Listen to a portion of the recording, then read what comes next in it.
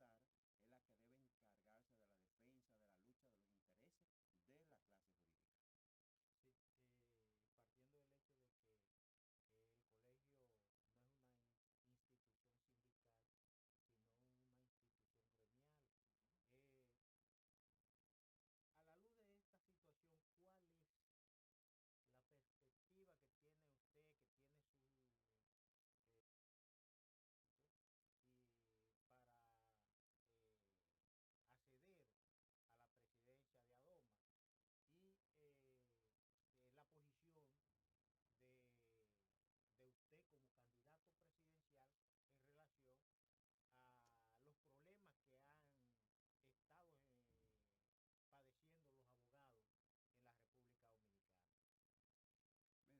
luchar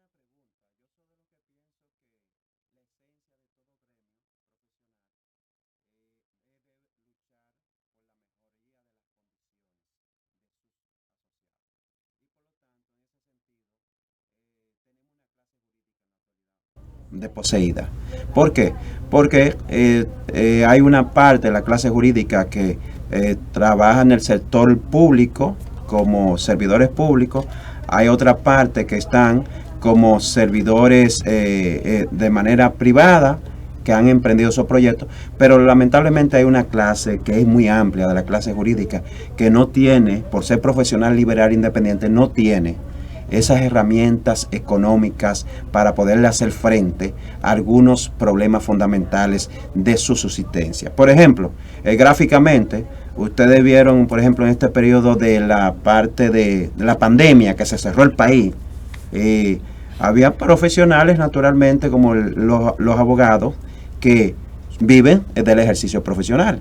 Y si los tribunales, si el país estaba paralizado, ¿cómo podían subsistir esos abogados? Entonces, partió de la asistencia económica a muchos renglones de la economía nacional, pero el sector de los abogados no se toma en cuenta. Y creo que eso es un punto que naturalmente en el diseño, el gremio debió de ser más proactivo para esos fines, sobre todo aquellos que lo necesitaban, porque muchos de nosotros, usted que es abogado, yo, tal vez tenemos otros medios materiales para subsistir, pero esa no es la realidad de todos los abogados.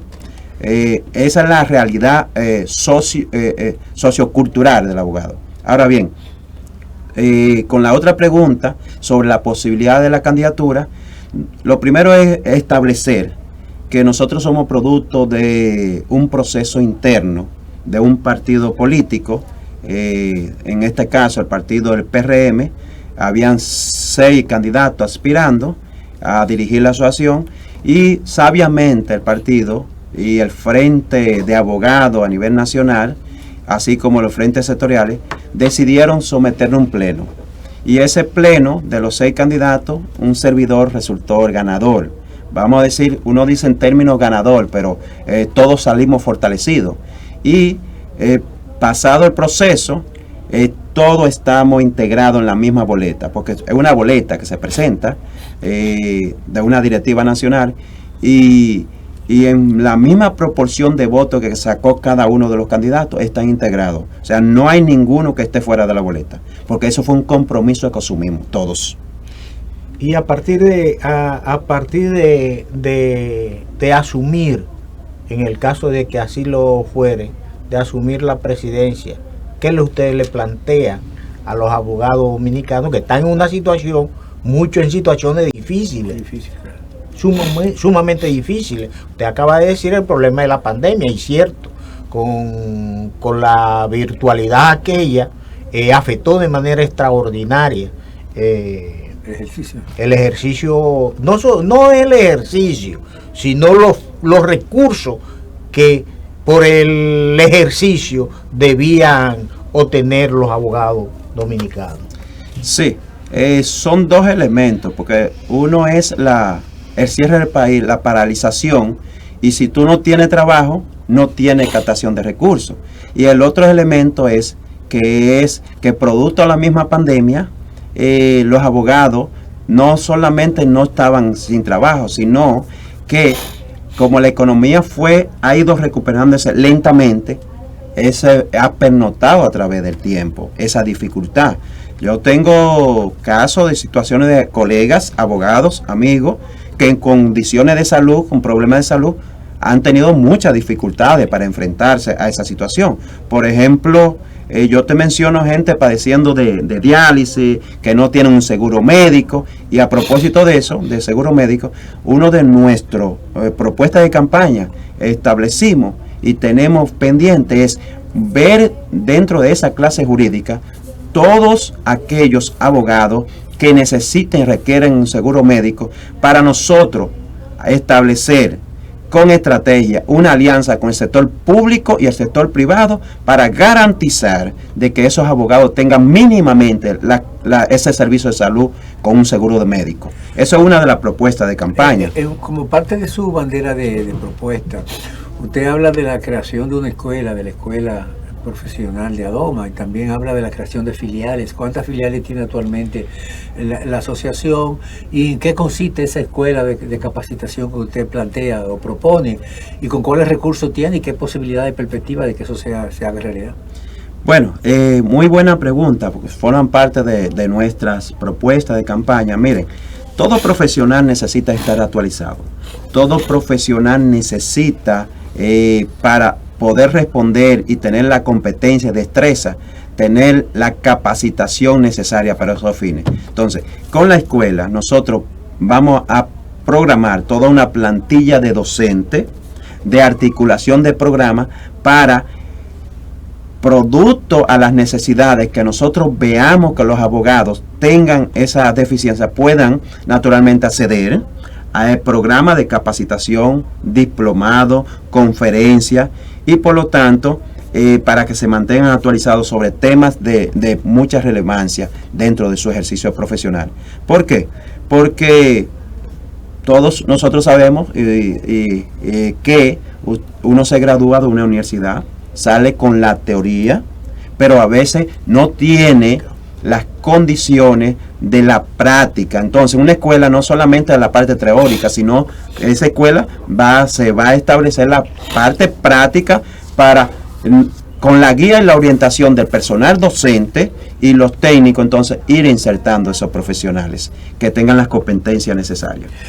Hay un tema interesante que me gustaría abordarlo también, aprovechando su presencia. El actual Código Penal, se ha hablado de las modificaciones y se está conociendo desde hace muchos años en el Congreso Nacional. Desde su punto de vista, ¿cuáles usted cree que podrían ser las modificaciones necesarias para aterrizarlo en la realidad dominicana? Bueno, antes de pasar a responder esa pregunta, quiero terminar la parte de las filiales, porque es algo fundamental para... El gremio no tiene filiales. Nosotros nos vamos a comprometer en cada provincia a establecer una filial. En cada provincia. Un proyecto ambicioso. Sí, ambicioso, naturalmente. Y vamos a hacer lo que la realidad material nos permita hacer. Pero es un compromiso que vamos a asumir.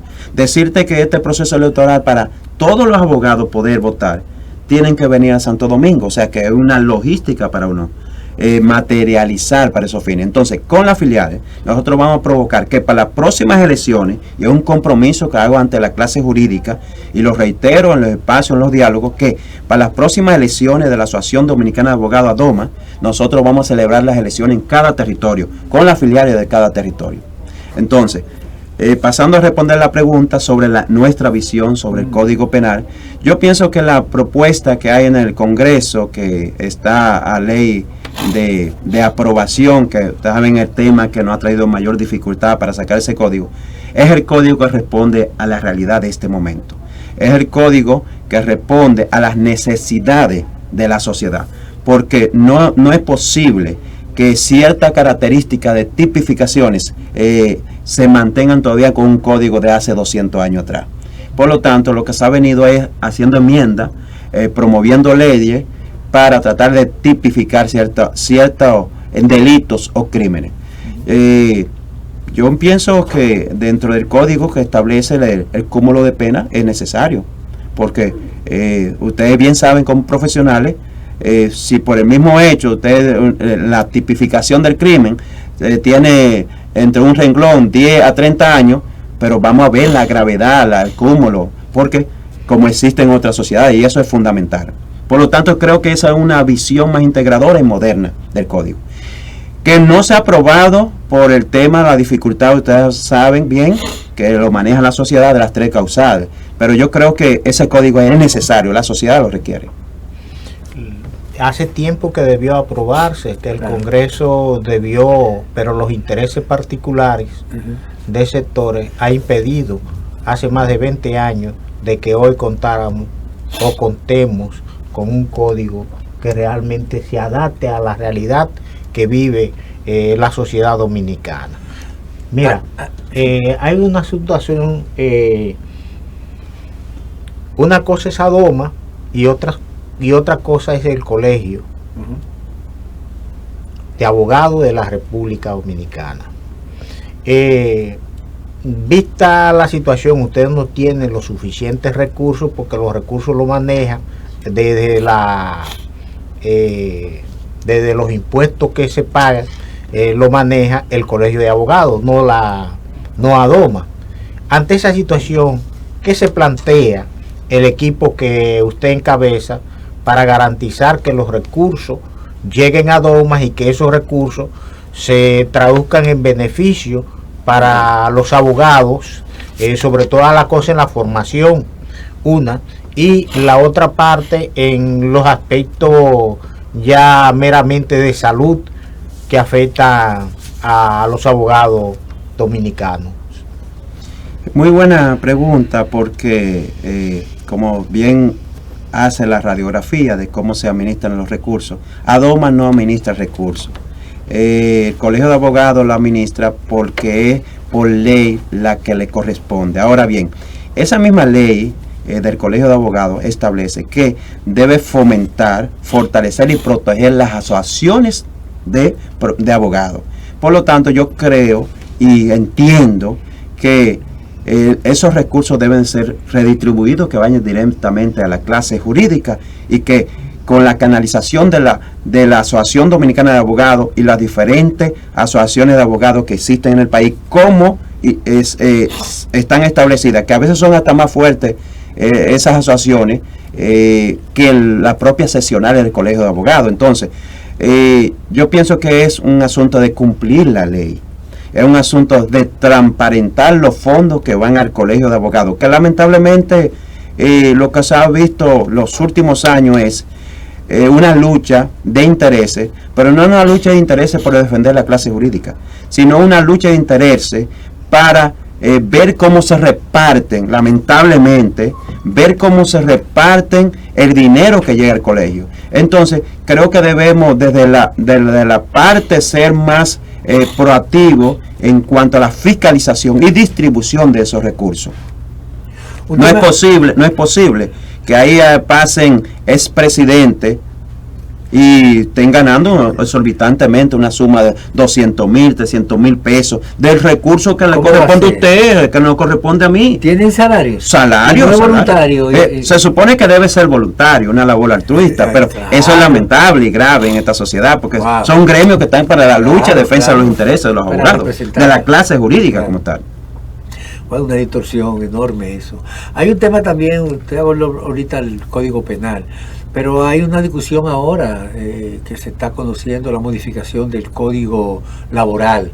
Entonces hay unos sectores que dicen que debe de adaptarse al desarrollo del país en función de que se eliminen algunas conquistas que están establecidas desde hace mucho tiempo, como es la cesantía. ¿Cuál es su posición con relación a este tema? Mira, el código necesita reforma y modificaciones, porque el derecho es constante. La sociedad, así como la sociedad va cambiando, así va cambiando las necesidades. Entonces, esas reformas son necesarias, pero lo único que hay, un elemento que es el fundamental. Mire cómo se compone el asunto del derecho al trabajo. Para llegar, el derecho al trabajo es producto a la concertación, al diálogo, y entran 3 actores, que es el Estado como una función reguladora, mediadora, más que reguladora, mediadora. Está el sector empleador y está el sector de los trabajadores representados. Entonces, ¿qué pasa? en ese consenso de esos sectores, la propia ley establece derecho a veto. Si hay uno de los sectores que tienen veto, entonces hay dificultades para avanzar en el tema. Pero lo esencial es que el código, el que le corresponde hacer la función legislativa por ley, es al Senado, a la Cámara de Diputados, al Congreso como tal. Entonces, ¿cuál ha sido la dificultad? Porque el sector empleador se ha establecido que para ellos ceder a ciertos derechos, por ejemplo, como un seguro de desempleo, piden a cambio la contraprestación de eliminar los derechos, las prestaciones laborales, como la cesantía. Un absurdo total, porque la propia Constitución establece que los derechos son progresivos y también establece que usted no puede legislar para perjudicar a los sectores más vulnerables. O sea, por eso es que ha estado paralizado, y la concertación del diálogo que se da a través del Consejo Nacional del Consejo Económico Social no ha avanzado. Pero yo pienso que lo que tiene que prosperar es que los senadores, los diputados, el Congreso como tal, asuman su función de legislar en favor de la sociedad, en favor de la gente, en favor de las personas. Y creo que ahí podemos solucionar. Pero sí amerita ciertas reformas. Pero la creación de una ley de un seguro de desempleo, eso está contemplado en la ley de seguridad social, que es una ley que también que debe ser revisada y ampliada, porque es una ley que sí tiene que someterse a un cuestionamiento y a una revisión completa. Perfectamente, como establece la misma ley 87-01 que crea el Sistema Dominicano de Seguridad Social, establece el seguro de desempleo. Lamentablemente en el país no se ha podido desarrollar. Y yo albergo la esperanza que podamos, como nación, como país, tratar en el futuro tener ese seguro de desempleo. ¿Por qué?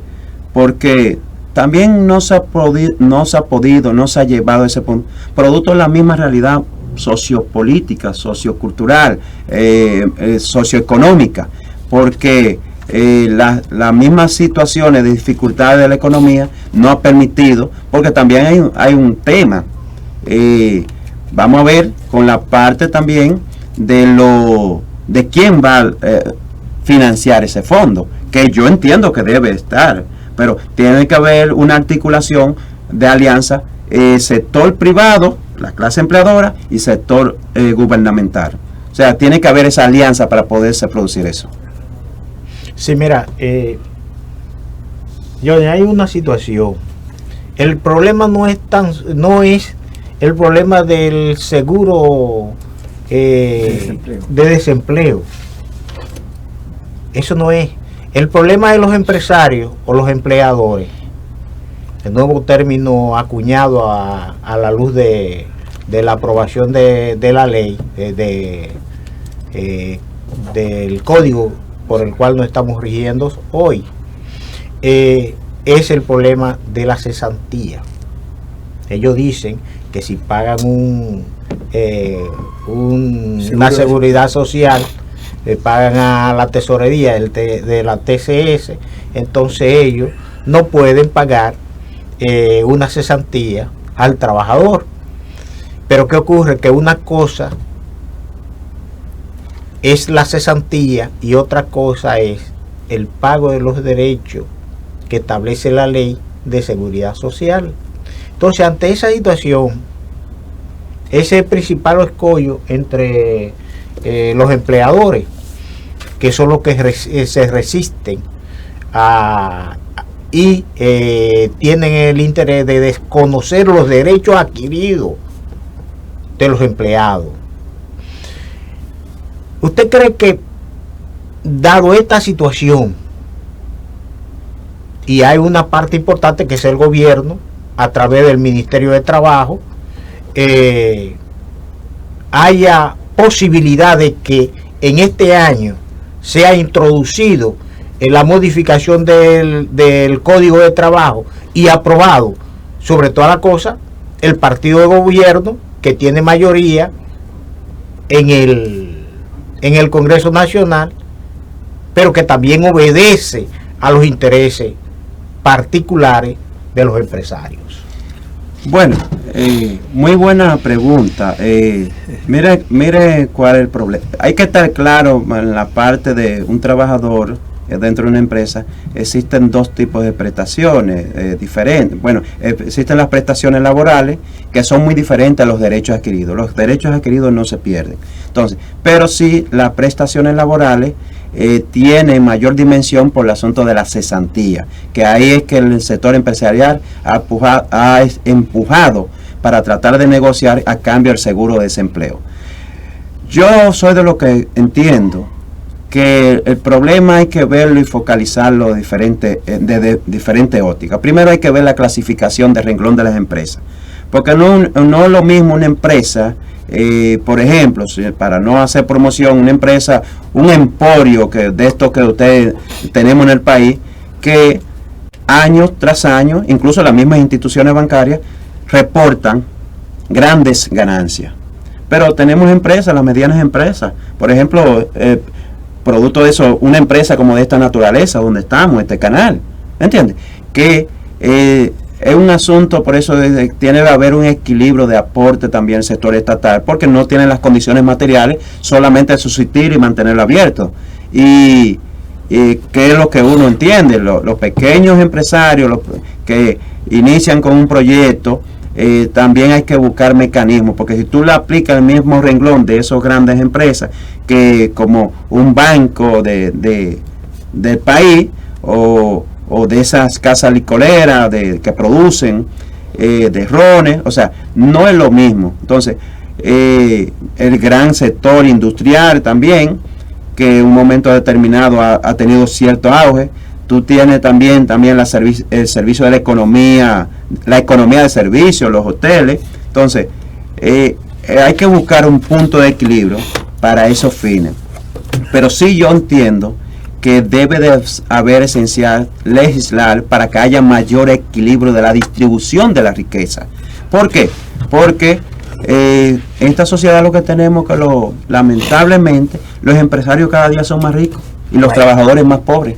Y eso es la realidad que tenemos. Bueno, así es. Bueno, solo nos resta agradecerle al licenciado Johnny Aristi, quien es aspirante a la presidencia de la Asociación Dominicana de Abogados, por su participación esta noche aquí en Pulso Nacional. Le deseamos éxito en su propósito. Y a ustedes, amigos, no se muevan porque hay mucho más hoy aquí en Pulso Nacional.